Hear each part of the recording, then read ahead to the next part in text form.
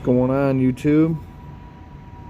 Here is my Microtech LUDT. It's out the side switchblade.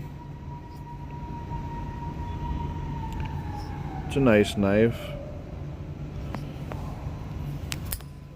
It came pretty sharp for a Microtech. Usually these things come dull as hell, but I've been EDCing this thing for maybe 2 or 3 weeks.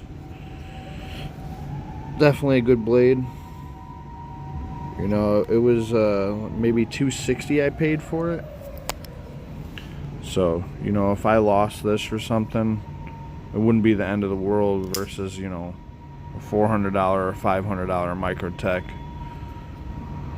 Definitely a beautiful blade. Definitely something I would recommend for sure.